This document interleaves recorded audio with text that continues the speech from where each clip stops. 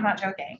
Yeah, no, Thank you. Good afternoon, everyone. Welcome back to Senate Education. We have, I believe, Jennifer Samuelson with us over Zoom. Hi, Ms. Samuelson. Good to see you. Thanks for being with us, and thanks for shifting your schedule a little bit. Those that don't know, the committee's met Jennifer Samuelson, but she's the chair of the State Board of Education. And we have you here on an act at H 483, an act relating to the accountability and oversight of approved independent schools that are eligible for public funding. And I thought, do you have prepared testimony, or how would you like to do this? Well, thank you for asking. So I know you all have received a lot of testimony from a variety of different people, so I don't really have a whole lot prepared. I have some points of clarification that I'm happy to share, but I'm also here really as a resource. If you all have questions, I'm happy to answer them. As Senator Campion mentioned, I am the current chair of the State Board of Education. I was also the chair of the subcommittee that oversaw the changes to 2200. Well, that's a good spot to start, since the 2200 has the anti-discrimination language in there. Can you tell us the process you went through in order to get that rule established and sort of the timeline?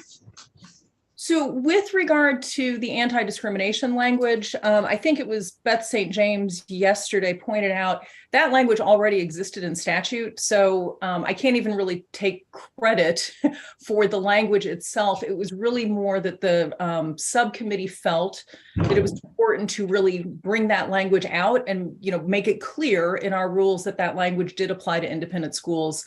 If there had been any question, we felt it was important to put that language right there in the body of the rules and have that clear that it was a condition of a school's approval. And that aspect, so I think the committee is aware there's two different sort of tracks of changes that occurred with 2200. The second track are the changes that will become effective this July 1st. And those are the changes that pertain to Act 173. The non-discrimination language actually kind of falls into what I would refer to chronologically as the first category of changes. And those changes went into effect upon adoption. So those changes went into effect last May, and they are a condition of approval for an independent school, whether or not that independent school also is eligible to receive public tuition. So that language applies to any independent school as a condition of its approval. When you went through the process, can you just say something, just so I don't go to state board meetings, can you tell us a little bit about that rulemaking process? Is it similar to what we do here? You have witnesses in, you have conversations, it's a vote. How does that kind of work? The subcommittee, as I mentioned, I was the chair. Oliver Olson had been the chair of the subcommittee until he became the chair of the state board, and then he went off the committee. So when I sort of stepped up to be the chair of the subcommittee, it was Tom Lovett, Kim Gleason, and I were the three state board members. And we were assisted in our work by Emily Simmons from the Agency of Education. The meetings were attended regularly by stakeholders. And just to kind of as a small refresher, there was an Act 173 advisory group, which was comprised of 14 different individuals and I'm happy to give that information if the committee would like it, but VSBA, VPA, VSA, Vermont NEA, several individuals representing different aspects of special education. So we routinely had people coming from, the VSBA, VPA, VSA, came to a lot of our meetings. And to further break this down for the committee, with regard to the rulemaking process, the first step was the advisory group drafted its proposed changes.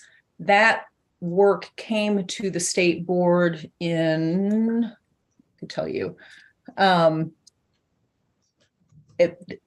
they must have come to the state board in December of 2020. And then in January of 2021, the state board convened its first subcommittee meeting of, the 2200 series. The subcommittee met 10 times during the pre-filing process to go through the changes that have been proposed by the Act 173 advisory group. So we met 10 times, and then we officially began the APA rulemaking process by filing with ICAR. Once we filed with ICAR, we had 4 public hearings that were sort of scattered throughout the day, different months, different times, to try to capture as many members of the public as we could. And then when public comment closed, we met an additional 14 times as a subcommittee between November 2021 and when we brought our proposed changes to the full board for its consideration in May of 2022. So I think, just by providing that information, you can see that there was a lot of work that went into it before we, officially opened the rules, but there was a flurry of activity that happened after public comment closed. And really the public comment, we received, I think, 82 public comments in total that we had to process.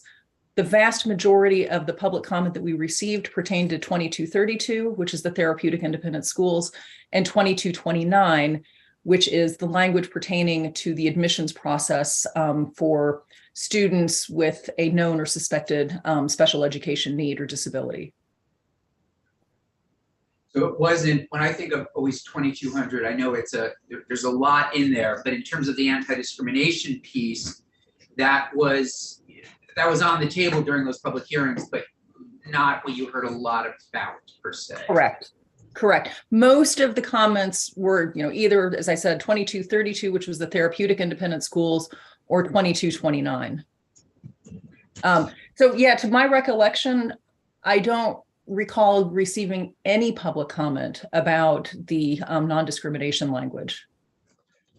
And I do know it was during that, November 2021 to March 2022 time period when we were processing the public comments that we added in to the non-discrimination language that protection for socioeconomic status. And I believe that probably was in response to a public comment. I could go back and check my records. So would you take us through an application process and how the 2200 rule now interacts with that application process for an approval? I'm talking about the approval of an independent school. Okay. So, and do you mean an application process, and let's just pretend it's July 2nd, 2023? Yeah, let's do July 2nd. So Act 173 is in place. Okay. And so you would have the 2200 rule, which has the anti-discrimination and other things in it. Mm-hmm. Also have Act 173. Can you just take us through that a little bit? Sure. And so again, this was a complete rewrite that the state board did to 2229. So chronologically, I should just be clear. What I'm trying to get at is, we have a bill before us that has some anti-discrimination. The act, it's sort of, I would say, there's some repeat things in the bill in 483 that are already being done in the 2200 series, and I'm just trying to see how they intersect. Okay. And that would be helpful. Sure. So reading 2229, the first step in the process is that a student, and this is 2229.4, the first step in the process is that a student or the student's parents submit an application to the school. Once the student is accepted, at that point, then the student's special needs become known to the school. So I think the important thing there is that the school is accepting the student before the conversation happens about, does the student have special needs that need to be met and how are we going to meet them? The student has already been accepted before that conversation happens. So once the student has been accepted, then the LEA of the student's residence convenes an IEP or 504 team meeting. We wrote into the rules that we would like that meeting to happen before the beginning of the school year for obvious reasons. But, we envisioned a situation where maybe a family just moves to town, maybe a week before school starts. And I know from personal experience that happens. So we gave them up to 30 days to have that meeting, but, wrote this express preference for it to happen before the beginning of the school year. So then the LEA and the approved independent school, together with the student's IEP team, work collaboratively to ensure that the student services will be provided. And then it's a conversation where, sorry, I lost my train of thought here. The services have to be provided in the least restrictive environment. And the meeting has to ensure the provision of a free and appropriate public education in accordance with the student's IEP. In addition to that, once that plan has been put into place, it is important in 2229.3 that the school has to agree to communicate with the LEA concerning the development of or any changes to the IEP, the services that are being provided under the IEP, recommendations for changes in the services, the student's progress, maintenance of the student's enrollment in the school, and identification of students with suspected disabilities. So student gets admitted, then the plan, the conversation happens as to, how those students' needs are going to be met. And once that plan is in place, there is a continuing conversation between the school and the LEA to provide updates on the student's progress, any changes that might need to be made, any issues that are occurring. So I'll be honest, that's not really what I was looking for. And I think I'm sorry. I asked the question. So let's go back to the 2200 series. Okay, it's in effect right now. I apply to be an independent school in Vermont and the 2200 series is in place. What's the process? What has to happen? What does that school have to do to get approved? Have you turned schools away? Has it just been, hey, come on, come on. Tell us what's happening there. How are things, what's the intersect? What's happening or what's not happening? Okay, so it just, feel free to interrupt me if I'm still not asking or answering what you're hoping or looking for. So right now, and this is, again, I'll just say today, April, not July 1st or 2nd. Right now, there are two ways for a school to get approved. One is if it is accredited by a recognized agency such as NEASC or ASNE.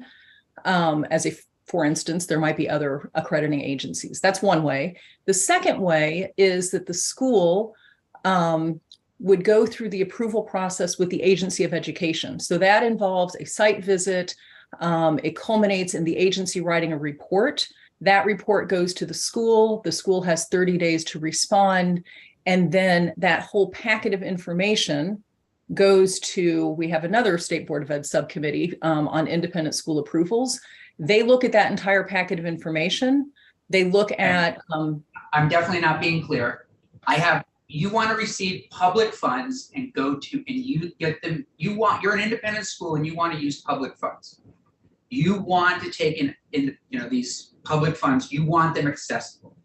Is there not something in the 2200 rule, yes or no, that says you can't take these dollars if you're going to discriminate against LGBT students? Yes, yes. So maybe I'm making this way more complicated than it needs to be. Yes. Yeah, go ahead. So right now, and again, this became effective last May. It is part of 2226, the application process. 2226.6 requires, as part of that application process, which I was just going through, the school has to provide a statement of non-discrimination that is consistent with the Vermont Public Accommodations Act and the Vermont Fair Employment Practices Act, as well as an assurance signed by the head of school that the school complies with the Vermont Public Accommodations Act in all aspects of the school admissions and operations. And to your other question, the agency began last fall preparing kind of a cover page for any school that was up for initial approval or reapproval, any independent school, that listed out those requirements that the school would have to sign off on. So every independent school that has come before the state board, either on initial approval or reapproval since then, has had to sign this form that becomes part of the application packet that's considered by the board. And in February, we had 2 schools that had come up. One was for initial approval, one was for reapproval. And those 2 schools subsequently withdrew their applications and opted to be treated as recognized independent schools based on the attestation clause that they were being asked to sign. So I guess, just trying to get a sense of, are things working? You put this rule in, is this, this law basically repeats what is in that rule. So I'm trying to understand what would change if this bill passed as it relates to that anti-discrimination piece. Same process. Yeah, I think the attestation clause is already being utilized. There's also a complaint process that is in the 2200 series. So if a student felt, or the parents felt, that the student was being discriminated against, there is a complaint mechanism in the rule that, again, if there were a finding that the school was discriminating, that would be grounds for revocation or suspension of the school's approval. So that's already in the rule. I think to the extent that 483 is saying the same thing, I would say it's already in the rule. And I think the fact that we've had 2 schools withdraw their applications suggests to me that the schools are taking it seriously. And I think, what I've heard, yesterday we had our monthly State Board of Ed meeting. I think there's going to be a similar set of assurances that is being prepared by the Agency of Education with regard to the requirements that pertain to Act 173. So I think there are a lot of changes that are going to be put into place, really on, come July 1st. Okay, Senator Hashim. So to your point about the 2 schools, or maybe it was you who brought it up, I can't remember already, but there were 2 schools that withdrew their application. Are these also the same 2 schools that said we're not going to attest? Because it's my understanding that happens in schools. So one of the schools that withdrew its application did not have a compliant attestation clause. The other one, the attestation clause was compliant. It was, AOE had prepared the form that they signed, but the subcommittee noted that their non-discrimination language on the website was not compliant. And they had originally said that they were going to update that language. I don't know what happened or why. What I do know is that they subsequently withdrew their application. So if a school decides that they don't want to attest, what happens after that? Then they are a recognized independent school. And so this is even before we get to the question of whether they're approved to receive public funds. This goes to the approval status of the school. So if they don't attest, they're a recognized independent school. If they do attest, then they become an approved recognized Correct. independent school, or just an approved independent school? Right. They become an approved independent school. Okay. And So they're there's not therefore eligible to receive public dollars. If it's recognized, no public dollars. Correct. And there's just not a lot of state board oversight over recognized independent schools. So to be approved, you really need to comply with the body of 2200. To be approved to receive public funds, you need to comply with the body of 2200 and specifically comply with 2229. Senator Gill. This is a question that I want to bring up to my committee, which is simply that, does anyone other than myself have a problem with the word recognized? We are recognizing schools that are discriminating. I understand they're not getting public funds, but the fact that we are using a word recognize as a state for schools that are discriminating, just for the record, I have a problem with that. We can talk about it at a later date. I have to say that. I have another question around the conversation, which I think here is about rules versus statute. And And I guess maybe a question for you, Senator Campion, I'm not sure, but I mean, is it unprecedented to have some redundancy between a statute and a rule? I think statutes make rules stronger, right? They kind of elevate them and codify them in a different way, but I guess I'm not seeing the problem behind having a rule and then making a statute that kind of reinforces the rule. Ms. St. James, rules versus statute. I mean, you know, what we're trying to understand is what's happening right now. I don't think there's a proposal on the table to get rid of a statute, a possible statute. Possible But the statute. conversation, what we're trying to do is understand what's happening right now under the current rule. I mean, unless somebody's made a motion to get rid of it, I don't think that's what we're doing at this point. But to answer the question, Ms. St. James, rules versus statute, Would you like me to come to the table or stay here? whatever you're most comfortable with. That's St. James, Office of Legislative Counsel. I would say in this particular situation, you, the legislature, are designating rulemaking authority to a state agency. And that rulemaking should be within the parameters of the delegation you have made and within legislative intent. The requirement in order to be an approved independent school that they have to, and I think Chair Samuelson and I are on the same page that if the Public Accommodations Act and the Fair Employment Practices Act already applied to a school, the school in question, which at least for the Public Accommodations Act could be a fact-based analysis, but in general probably applies to a lot, if not most, of the approved independent schools we're talking about, then it already applies, right? You don't need a new rule, you don't need a new requirement, but the requirement that they're attesting or that they agree to comply with those rules in order to be approved is only found in the rules. And so I would jump back to, was that the legislature's intent in that delegation of rulemaking authority? And the rulemaking authority delegation for a state board when it comes to approved independent schools is very broad. They adopt rules for independent schools. So I think having redundancy does not hurt. If there is conflict, generally speaking, right, there's going to be a caveat to everything I say.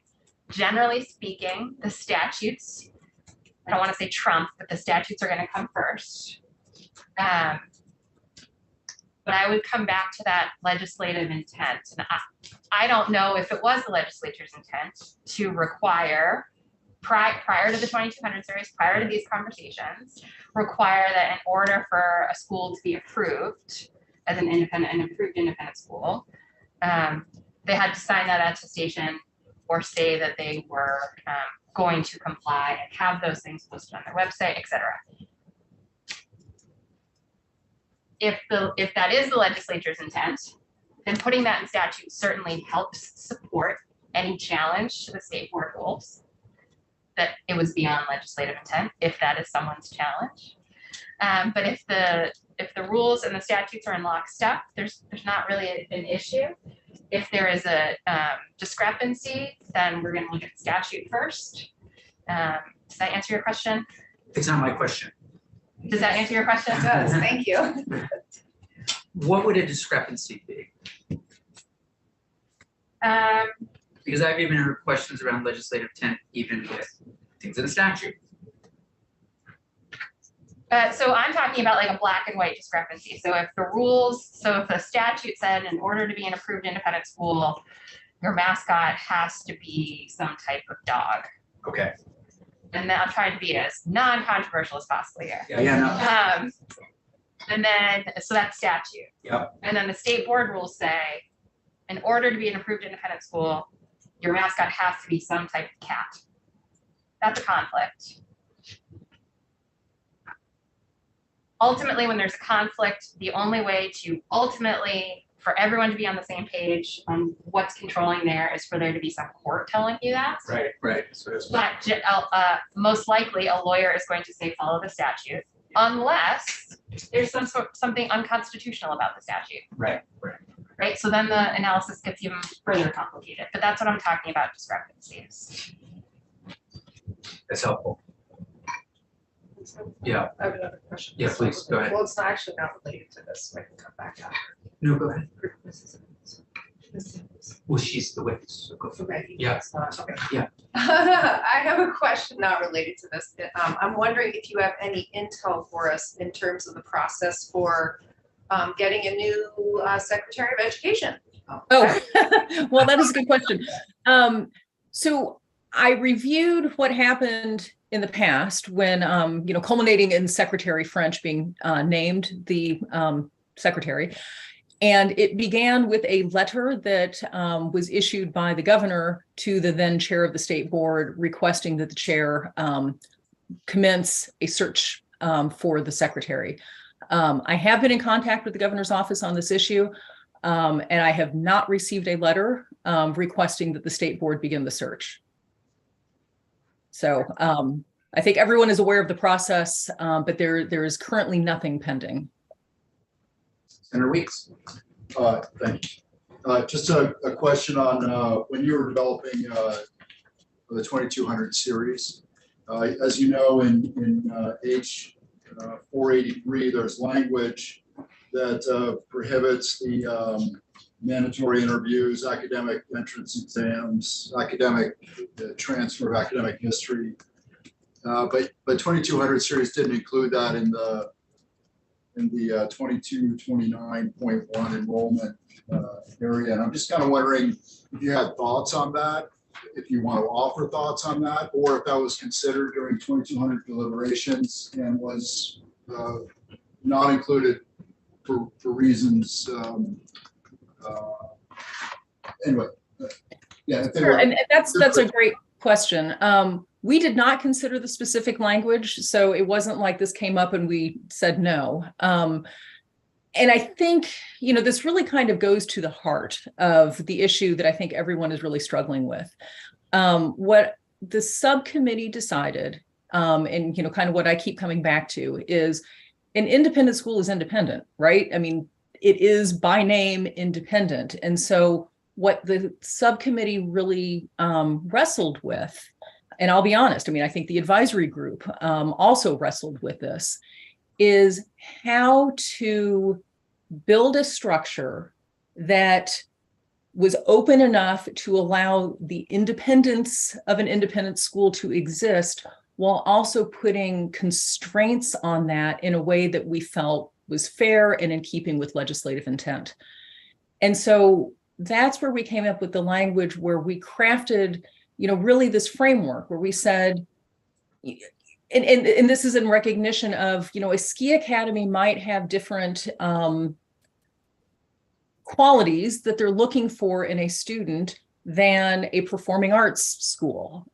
So we wanted to recognize that schools might have different things that they were looking for in their student body, and that's fine, because that is permissible.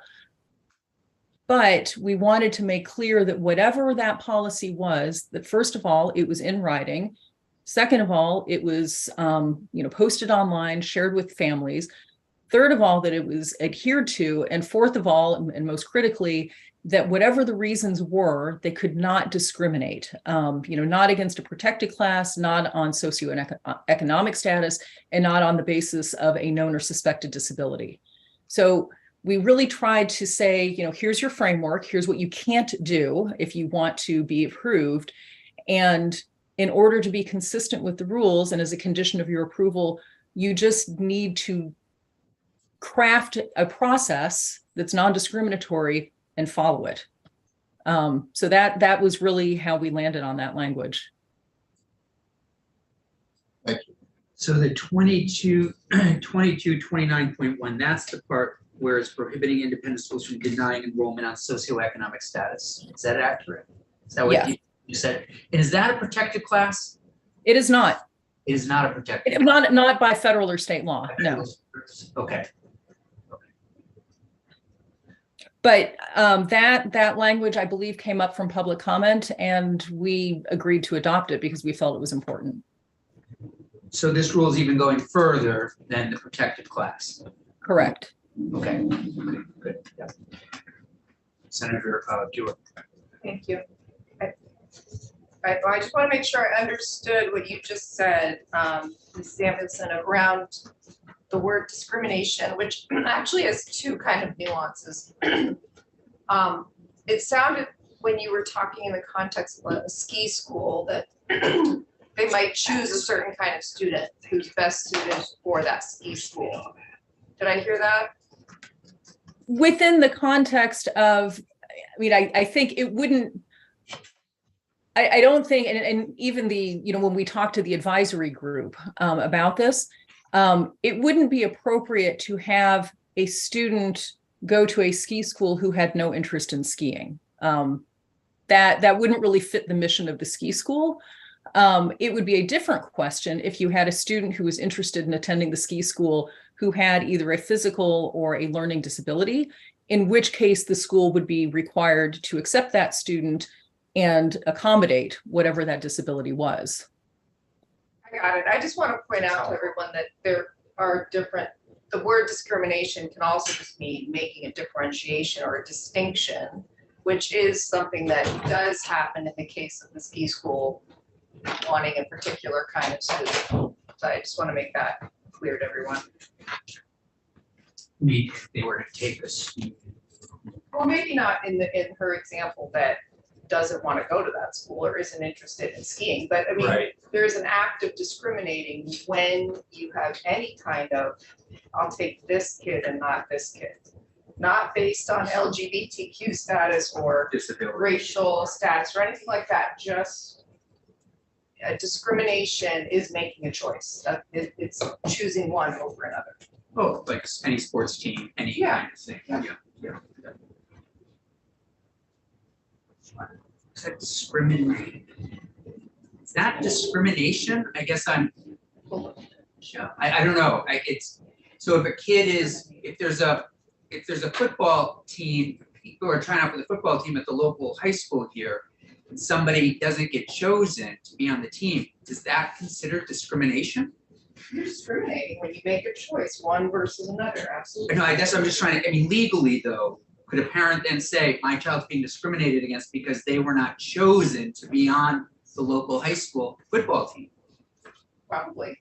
I'm just looking for a legal, even though just, I think it's a legitimate question. I'm looking to ledge counsel. Okay, thank you.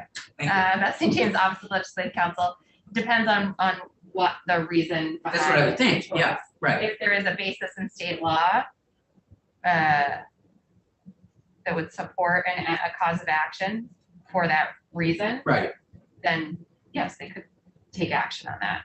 But if it was that you weren't as fast as Right. someone else, if that comes back to a disability, then yes, there would be a basis. in state if it's law. based on disability, but if having swum on the swim team, if I'd been cut because I just couldn't do, the 100 breaststroke as fast,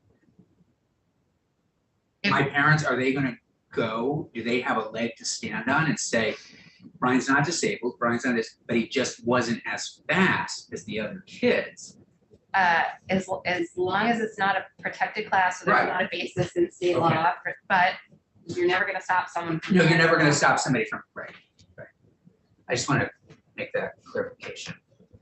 Okay, thank you. Yes, please. From the perspective of the Vermont State Board of Education, curious if you believe that independent schools have an appropriate need to see academic records, or more specifically, something as simple as English language proficiency as an element of admissions. I'm not real. I don't think I'm qualified to answer that question because, I'm neither an independent school. This isn't something that the state board has discussed. So I can recognize that is an issue that you guys are wrestling with. I don't think I have anything to contribute to that, though, unfortunately. From a personal perspective, Vice Board of Education perspective, no? They can't bait you in there. Okay. Any other questions? Any legal questions from our? My final question is enforcement. What kind of enforcement authority? Any that you have? How does that work if a school decides not to follow Act 173 and they're taking public funds? Just general enforcement powers that the state board may or may not have. Okay, so going back, I mean, like already in the 2200 series, there is a complaint and investigation process that's written into the rules that, you know, if there is a violation that is found, and there's a whole process that's put forward in the rule, it could culminate in the revocation or suspension of a school's approval.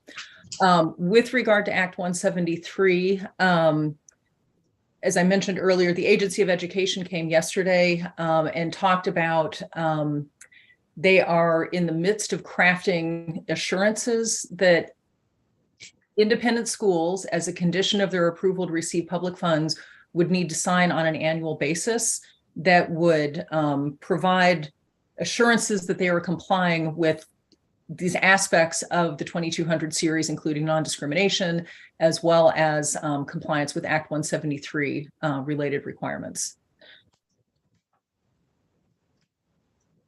So I think, you know, that will be an annual requirement. And then, you know, let's just say that, I mean, and a school can opt at any point to, you know, not seek to receive public funds.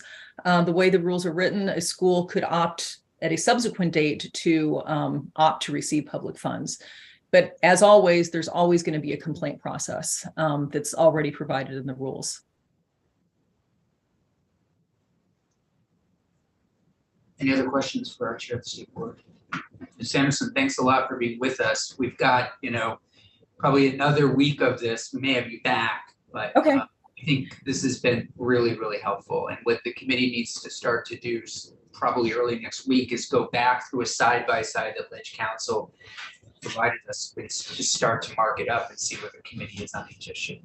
So, and before I leave you, and thank you very much. Anything else? When the state board met, we did take a vote on this, and I just wanted to communicate the state board, and I'm now representing, you know, the vote that we took. We are in favor of requiring independent schools to complete an annual attestation of compliance with the Rule 2200 series as a condition of their approval to receive public funds. So I just wanted to share that for the record. And then the other point that I was authorized to communicate is that we are currently engaged in discussions to consider how best to implement the provisions in Act 1 to independent schools that are seeking to receive public funds. Because again, it's trying to figure out, there is interest in applying the body and intent of Act 1 to independent schools, but the question is whether that compliance goes into the EQS rules or whether it goes into the 2200 rules. So we are in the midst of conversations, but that's just an update that I wanted to share with the committee. And I know I speak for everybody, we're just trying to, may have different approaches. We're all trying to do what's best for kids here. No matter, yeah, for sure. Okay, thank you. All right, thank you all very much. Ms. St. James. Thank you. Want to join us? And I think we have, this is it, right? Oh, right. H461. Yeah, so we're we're gonna doing- shift gears, unless anybody has any questions or comments. The plan for this bill is we have a little more testimony tomorrow. We have somebody coming in next week. Which bill? 43. We have got, I think we carved out some time on Tuesday to go through section by section to see where everybody is. And we'll go from there. And then this is 461, which is the an updated draft of police education bill with a couple of things in it.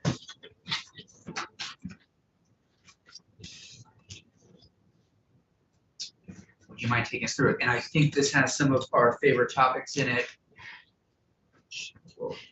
At the end, so. At the end, okay, thank you. Stay tuned. Beth St. James, Office of Legislative Counsel. So what you have is a draft that I've been slowly adding to over the past couple of weeks. So I think this is the first time we're walking through it. It's an amendment, the committee's amendment to H 461, which is the House's miscellaneous bill. I started it as a strike all. If it turns out you're not making that many changes, we can certainly turn this into an instances of amendment, because so far, you've not asked to make any changes to section 1, section 2. And just let's take a second to look at the titles, okay? Data management. Data management. Same with Repeal, section yeah, 3. Vermont National Guard. Same with section 4, you have not asked to do anything there. Section 5 is the home study program. Right, You'll see some changes highlighted in yellow. I took those from testimony from, I believe it was Emily Simmons several weeks ago at this point. They're very small. Starting on page 4. Do you want to walk through those specifically? yeah, let's or walk just- through okay. the changes, that would be great. I took these from watching the testimony. I have not received any like direct. I don't know if this meets what AOE is looking for, is what I'm trying to say. We're on page 4, we're at section 5, the home study program, and the first change is on line 9. I struck the language here, striking the word annual on line 9, and I highlighted that. If that is a change you all choose to take, then I would just delete the whole word entirely, but I just used the strike through just so that you could see that change. And then on page 5, looking at one of the permitted means of assessment for home study program. On line 5, the language or administered in a manner approved by the testing company for a standardized assessment is added. And then page 6, line 8. The attestation that the home study student is enrolled in a program that will be providing the equivalent of at least 175 days of instruction in the minimum course of study per year. And I believe that's it. So very minimal changes there. Then Professor Williams. Just a general question. Why are we getting involved in homeschooling? So it's a good question. State's always had oversight. So very few things here are new. The Agency of Education asked us to do some additional oversight / some streamlining. We heard some testimony, you may recall, but I can pull it up again. Ms. St. James did a side-by-side for us, kind of showing what was happening prior to these changes and what's happening, what these changes are proposing. And so just general oversight. So what's the benefit to the homeschool? So we did hear, she did come in, Ms. Dunlap, Rita Dunlap, who oversees the homeschool program. She endorsed this, she's in agreement. But I couldn't tell you, I don't remember her exact testimony, but her name is Rita Dunlap. I can certainly put you in contact with her, but she did endorse it as something that the homeschool community supports, of which there are, you don't remember, do you? No. 1,800. Yeah. It's bigger than I yeah. so then, Go ahead. so we're gonna jump to page 13, which is where the big changes come, and it's mostly new things you are adding. Yeah. So just on homeschooling, please. Yeah, so the homeschooling, I feel like we're taking a lot of things out. That this is everything that was suggested from AOE. AOE and the homeschooling community. We were told that none of it's really being done anyway, so that we may as well just take it out. That's what I recall. Yeah, that it simplifies it to recognize the current reality. The agency's actually. We could do, would you mind just asking the V's Hayden to look at this and see if they have any concerns? That would be another set of eyes on it. Yeah. Yeah. And if anybody else has anybody that they want to have come in on it, I know you raised some concerns initially. If there's anything, just shh, now's the time. We do have a side by side in our files. And the Bs can come back, and if they have concerns, I think they may have already signed off on this, but okay. Thank you. So we're gonna jump to page 13. And this is why it might make more sense to do an instance of amendment, because you're not really making any changes to what the House proposed, and you're adding things. So section 6 was in the House's bill as passed by the House. And what it did originally was it pushed out some of the receivables or deliverable dates for the Act 1 working group, pushing their final recommendations to the state board from December 31st, 2022 to June 30th, 2023. And this is a suggestion or asked by Amanda Garces. Yes, and then, yes, so I'm gonna walk through what the House did, and then we're Okay. gonna talk about the new language. Thank you. So if we're on page 14, pushing that date out and then pushing the state board's final requirement for consideration of adopting those recommendations from December 31st, 2022 to December 31st, 2023. So that's what the House did. And then I believe you heard testimony from the chair of the Act 1 Advisory Working Group, who wanted to put in place, current law has the working group ceasing to exist on July 1, 2023.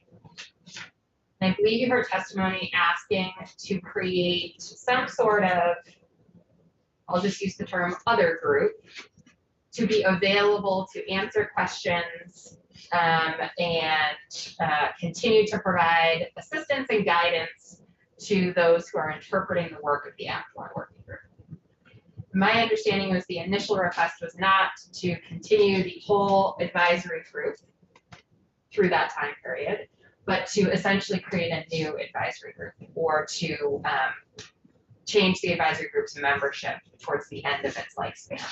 So I will say the language that we're about to walk through, I have talked with Amanda Garces several times, great conversations, but this is not finally approved by her. We're still in a little bit of back and forth. So what this language does, and the charge that I had from you all was to give you language that worked for the Act 1 worker. So I at one point in time, this language may have worked, but that I think has evolved a little bit. So I would encourage you, if you don't hear from me on here's a new version, you may want to reach out to see if this language satisfies. So we're going to be on page 13. So what this does is it pushes the Act 1 working group, which is technically called the Ethnic and Social Equity Standards Advisory Working Group. They are the working group that Act 1 created. Currently, they will cease to exist on July 1, 2023. This amendment pushes that date out to September 1st, 2023. Then you're adding on page 14 a new section 7. This is brand new language that creates the Act 1 Technical Advisory Group. So the Act 1 Technical Advisory Group is created to provide ongoing assistance regarding the work of the Ethnic and Social Equity Standards Advisory Working Group created by Act 1 as amended. The membership of the Technical Advisory Group shall be composed of the following 12 active members of the working group as of August 31st, 2023, designated or appointed by the following organizations.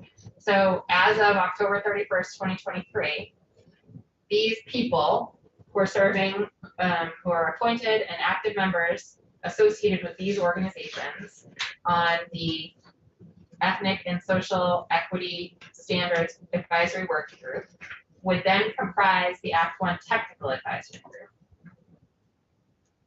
Going to walk through the organizations? Okay. We're going to skip to line 17. You want us to go through this? No, thank you. You sure? You sure? Sure, I can see that, I'm reading them. Okay, we're gonna skip to, Wonderful. we're gonna skip to line. Skip The to way line. to get Senator Gulick to yes on anything is just wait it out. So we're on page 15, we're gonna skip to line 17, the powers and duties. The advisory group shall provide assistance to the General Assembly, the Agency of Education, and the State Board of Education on the following recommendations made by the working group. Proposed revisions and comments to the education quality standards. I'm on page 16 now. Recommended updates and additional standards for student performance proposed to the State Board of Education pursuant to Act 1. Policy recommendations submitted to the General Assembly and any other recommendations submitted to the General Assembly or State Board of Education. The advisory group will have the assistance of AOE.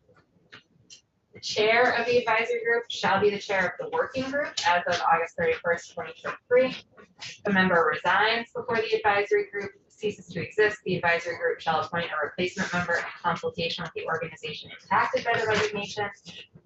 The advisory group shall meet as needed. A majority of the membership shall constitute a quorum, and the advisory group shall cease to exist on January 31st, 2024. And that section would not take effect until September 1st, 2023. So my understanding of the purpose of this is the Ethnic and Social Equity Standards Advisory Working Group has certain deliverables they're supposed to meet. Oh, look who's You're here. supposed to be learning. Yours wasn't what? You're supposed to be. Right. learning. You're just talking about it. So the Ethnic and Social Equity Standards Advisory Working Group has more members than the Technical Advisory Group would have. And so when the whole Ethnic and Social Equity Standards Advisory Working Group is done with their deliverables,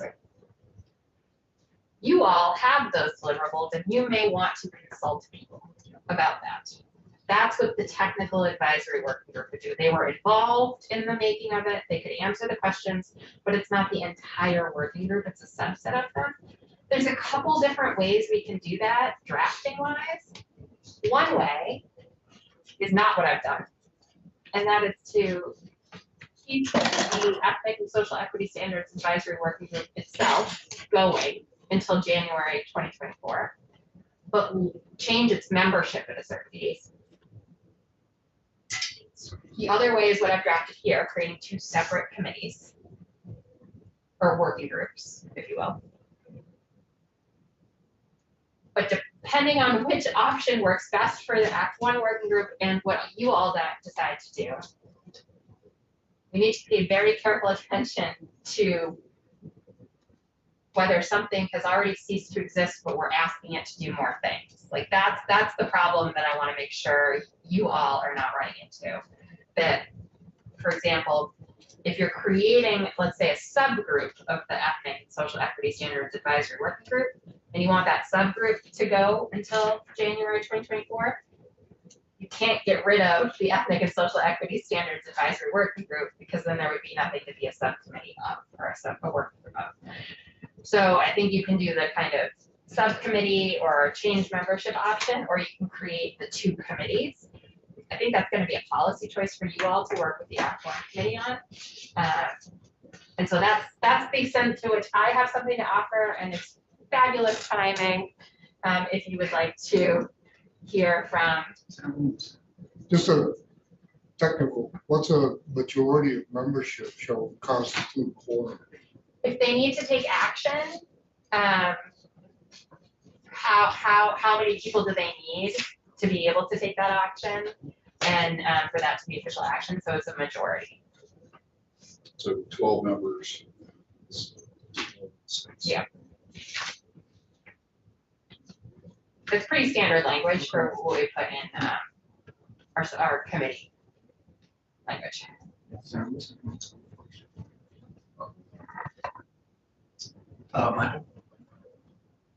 I'm not sure who, I'm just curious why the advisory group is even necessary if the legislation and the 2200 series rules are in effect. We can certainly reach out to subject matter experts. We don't seem to have challenge with getting subject matter experts to advise. Just wondering why standing a working group up is necessary. That would be a policy decision for you all to make. When you commission reports, whether it's from an agency or from a working group, it's very common for that group to cease to exist Right. prior to the legislative session happening or ceasing to I get that. exist shortly in. And it would be up to you all to decide who from that working group would be good witnesses to come in and speak to the work that they have done, the report they have issued to you. And at that point, there's no legal requirement that a group convene in any way or have any sort of group meetings. It's just kind of, if the random members of that group can get together, if you're asking for a consensus answer or consensus background, you don't have a group anymore, you have individual people. I have started to see, especially in this committee, the thought process of, well, we're just gonna keep the group on the hook into the legislative session so that there's an actual whole group there who could perhaps do more work, who could go back and discuss amongst themselves for an answer. If you're looking for not just one person's answer, but the whole group's answer.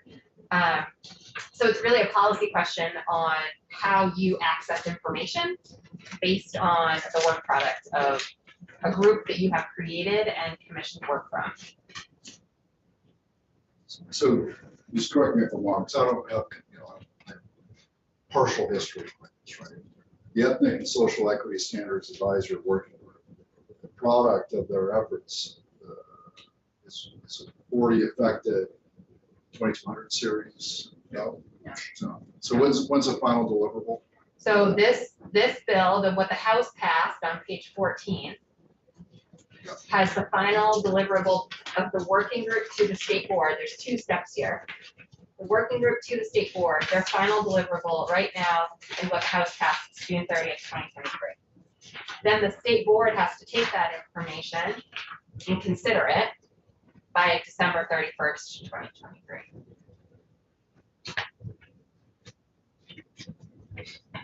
And I think that's what Chair Samuelson was referencing is right now, everyone's talking about these recommendations under the guise of the education quality standards, which apply only to public schools. I get it. Okay. Yeah, thank you.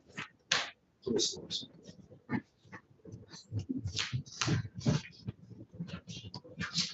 Any other questions on this section? Ms. Dawes, do you want to say anything or remind us just again?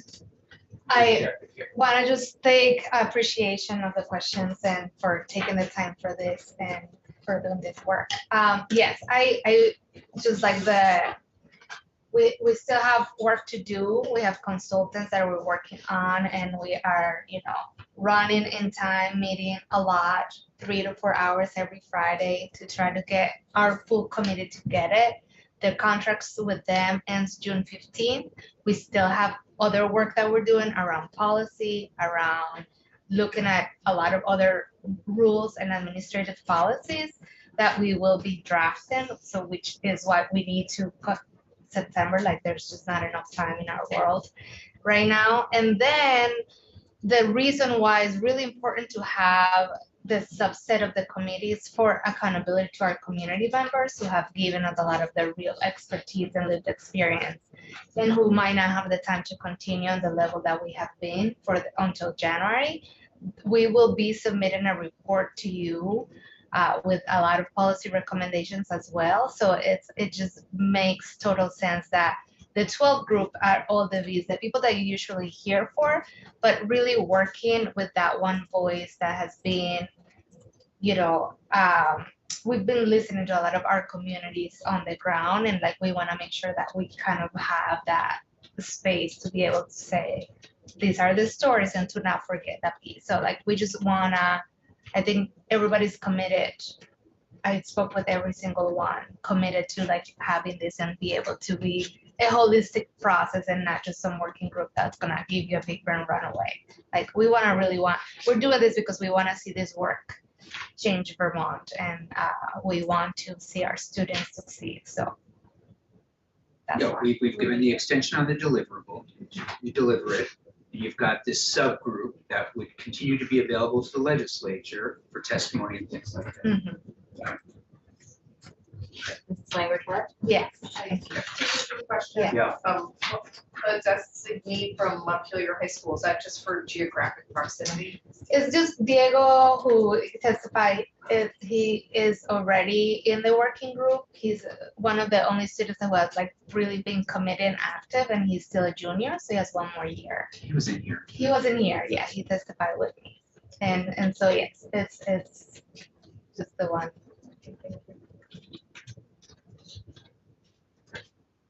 Okay, what's up?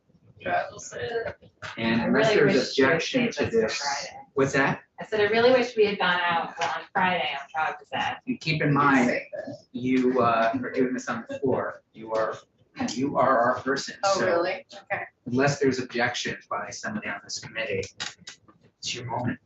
My moment to shine. You want me to help out with subsection D? Please, please, Nader. Just that one. Just see subsection. So we're Okay, on please, go ahead. page 16, and I can Yeah. already see I need to update the section number. It should not be 5, it should be 8, so I'll update that. This is the Regional Student Driver Education Clinics Pilot Project Report Appropriation. This language is language you all have already seen several times at this point. Do you want to walk through it?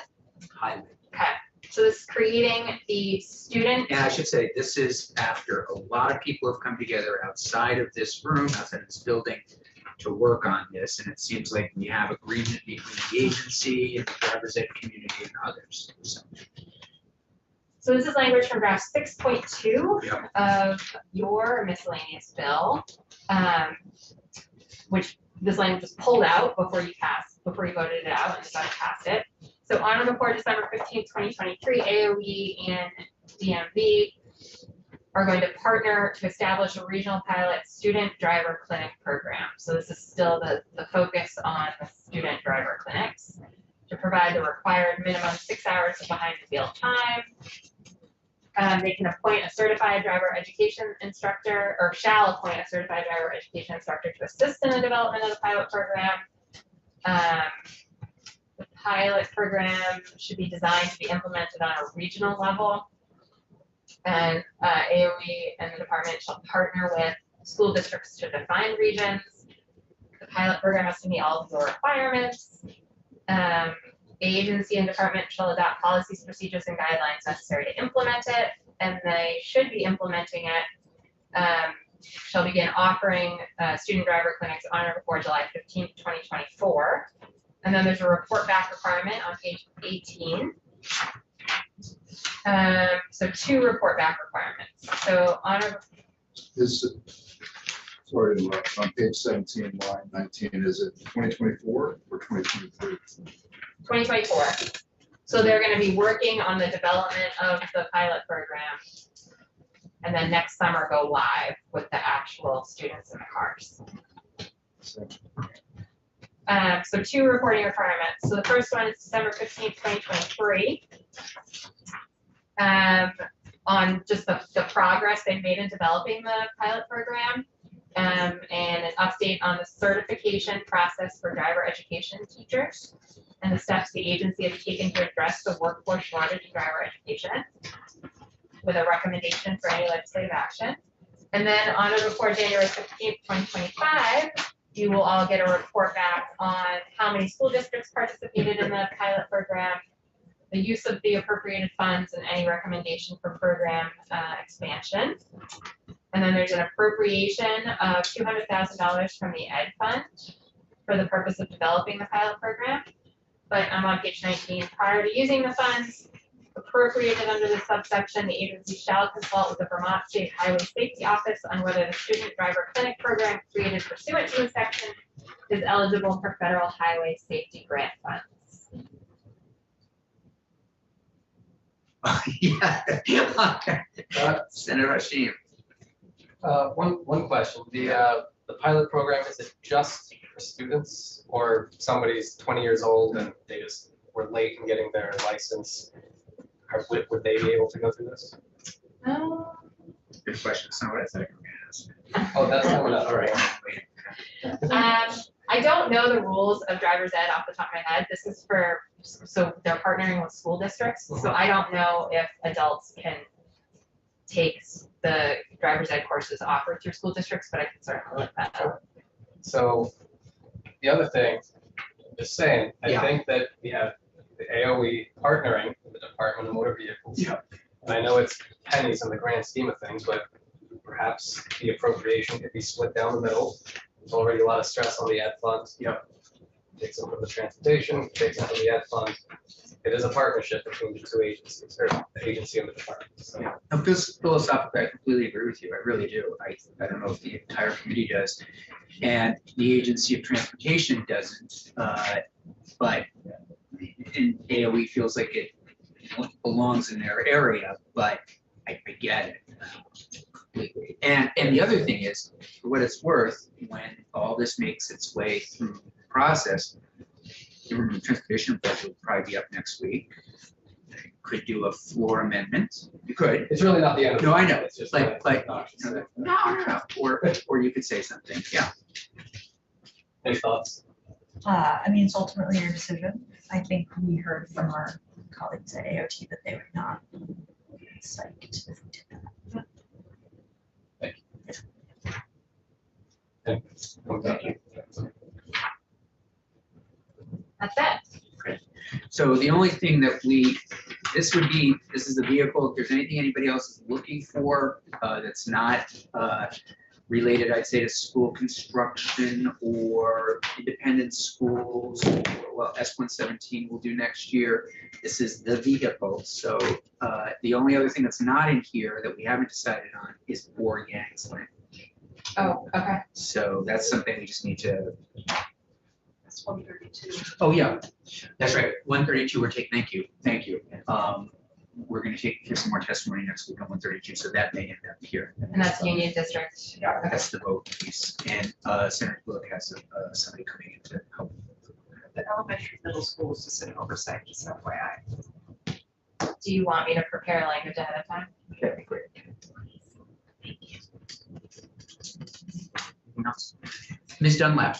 It's great to see you. So I don't know if you, first of all, I apologize that we didn't give you a heads up. This was a last minute, my gosh, we had a bunch of things going on. We thought we'd review this. I don't know how you just happened to arrive, but maybe you've just been monitoring us. I have. Very well done. Ms. Dunlap oversees the homeschool community.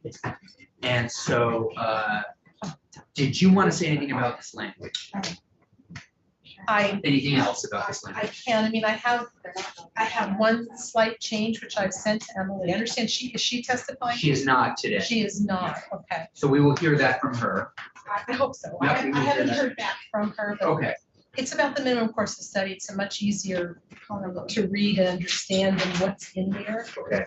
And we'll hear from Ms. Simmons next week before we Okay. hunt it out. But please, Senator Williams has some I had questions. a question. So what's the benefit for the homeschoolers in this bill? Primarily to get them out from under some of the bureaucraticness of the Agency of Education.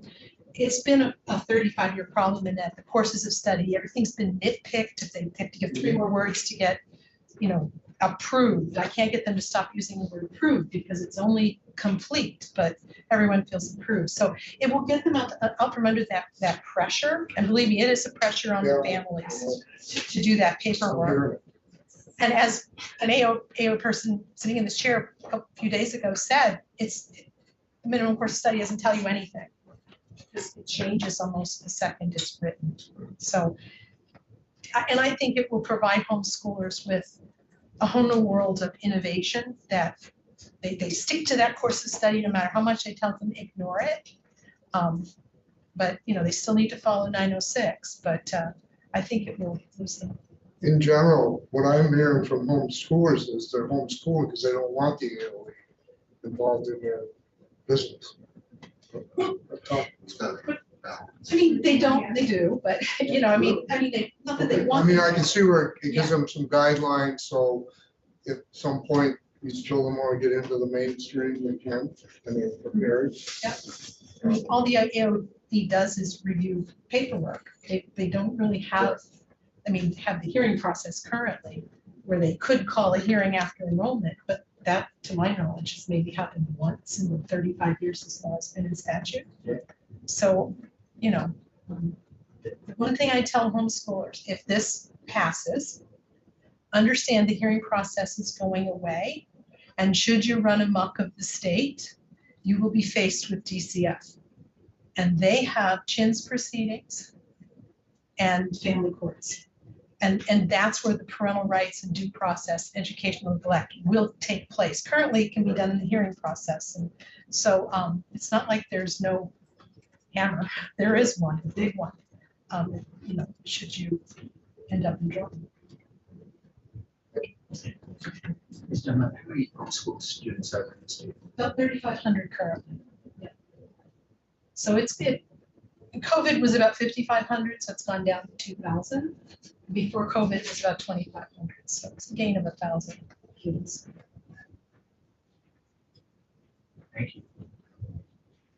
The final piece of business really is the, oh, I'm sorry. That's okay. Yeah. I raised my hand. I just wanted to. Sorry for not noticing. It's okay. I guess I need to be more flamboyant.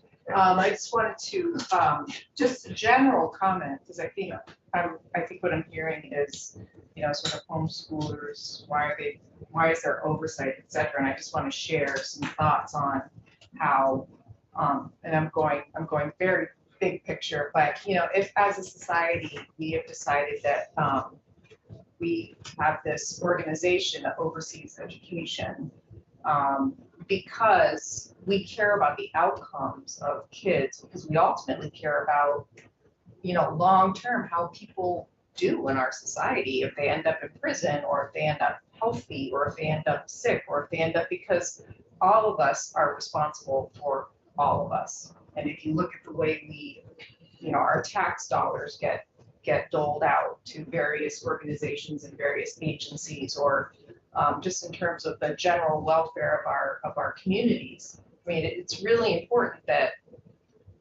we monitor how we educate our kids. Do they get federal, do they get state funds for homeschool? So. No, it's okay. No, We might have a very fundamental difference, We and I do. think, and I think that's okay. I think homeschoolers, on average, do better academically, and they're good citizens. So I'm it not- sounds like I'm not the, disagreeing with that. yeah, okay, so why do we need to be involved in what they're doing? Other than the fact that it might benefit them. I mean, I thought I was trying to articulate that. I guess I wasn't doing a very good job, but I mean, ultimately, I mean, we sit in health and welfare, right? And we decide where our taxpayer money goes, right? Is it going to like a school to prison pipeline? Is it going to hospitals? Is it going to mental health?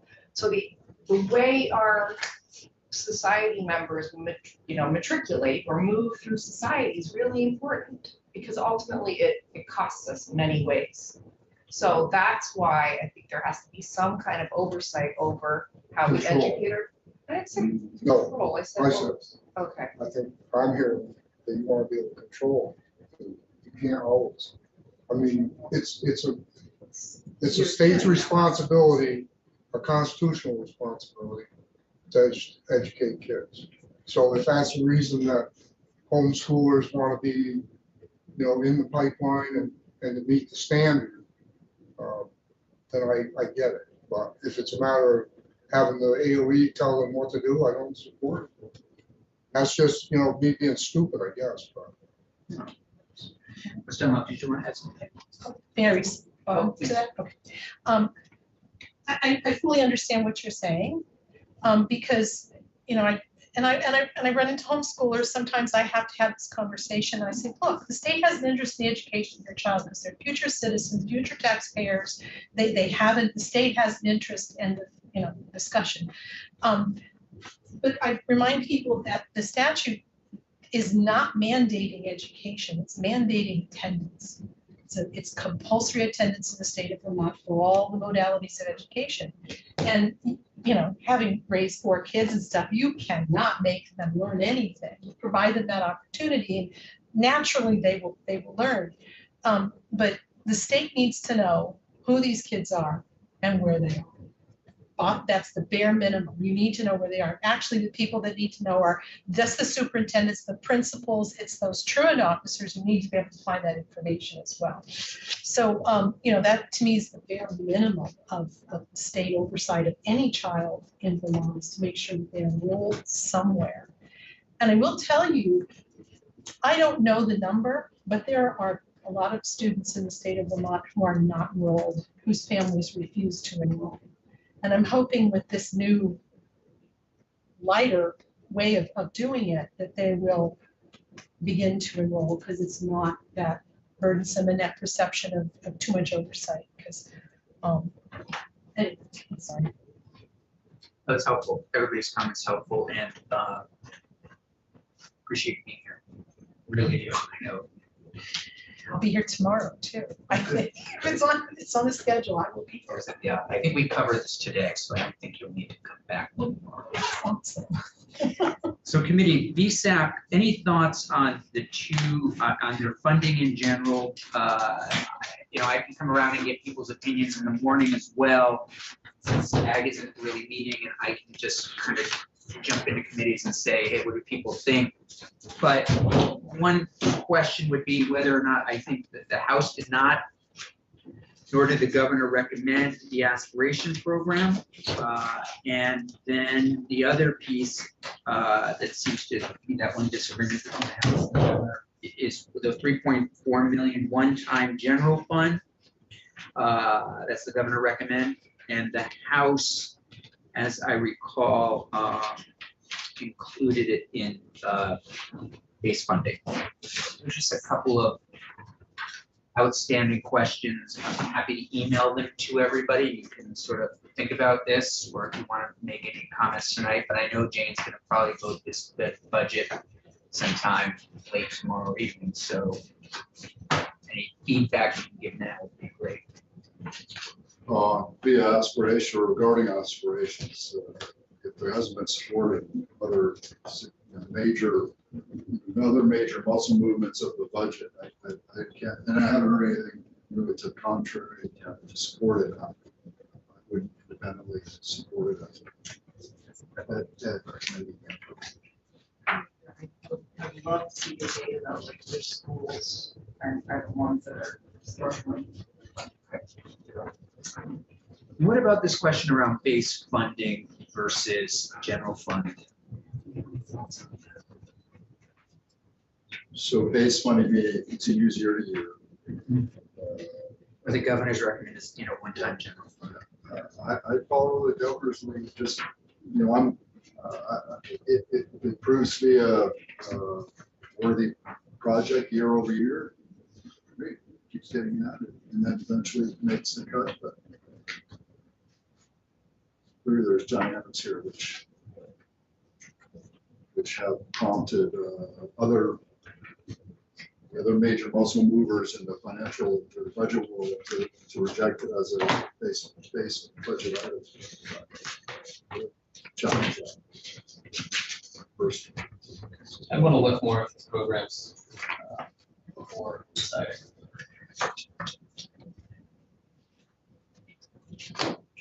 And again, I know this is all, and this is what's happening down the hall too. People are trying to get the budget out, and I don't want to feel rushed. I mean, I think to make a good point, the worthy project is going to keep getting funded year after year. And I can also happy to report that we felt next, you know, just right now. I can let her know that we're going to grapple with it a little bit this evening, and if anybody has additional thoughts or comments, certainly let me know when I'm walking around with my paper tomorrow morning. I would imagine one-time funding creates like maybe some instability in the organization in terms of like looking to the future, which could be frustrating. On the other hand, it might also like really give you the impetus to work hard and really get those great. So you get funded again. Yeah, I mean, I don't know, just thinking about that. Sleep on it. This is my gut talking. What about, since we're talking about money, what about the, I think it was 22 grand for the intercollegiate? Oh, yeah, so, would you bring us back to, this was your bill, 22,000, and tell us what that would go toward? Yeah, and I'm happy to pull it up as well. How do you function on that base funding? Well, I can see Senator Weeks's point around, you do it 1 year, cut it back, you knock it out of the park, and you say, hey, we want it for the next 3 years. According to Jessica Barquist, it is $22,000 from the general fund to go to the Center for Crime Victim Services fiscal year 2024. Provide a grant for the purpose of staffing the Intercollegiate Sexual Harm Prevention Council and to provide fee and compensation and reimbursement of expenses of members who are not otherwise compensated by the members' employer. And you know if that is in the House, if the House recommended that? I'll go down and talk to Jane now. Do you know if the House put it in their budget or the governor? I don't know. Okay, I'll go down now. If you want to come with me, feel free to join me, but I'll just touch base with her and see where that is. And then we can kind of go from there. I feel like feeling like we should adjourn. I think that's good, right? Okay. You don't